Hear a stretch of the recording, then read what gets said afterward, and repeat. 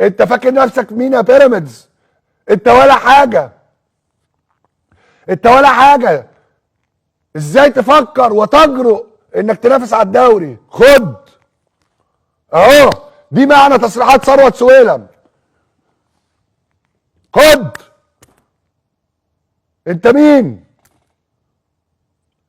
انت هتعمل لي فيها راجل وتطالب لي بحقوقك؟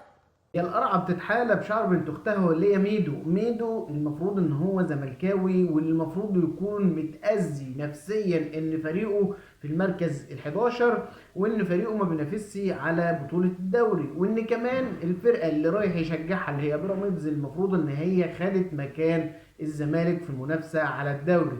النهارده طالعوا بحزق شديد وبحزق كبير قوي قوي، ويقول لك هم مش عايزين بيراميدز ياخد الدوري، هم مش عايزين بيراميدز ينافس على بطولة الدوري، هم ليه بيحطوا العراقيل قدام بيراميدز؟ عراقيل ايه يا راجل؟ ده بيراميدز واخد حقه تالت ومتلت، النادي الوحيد في مصر اللي واخد حقه تالت ومتلت.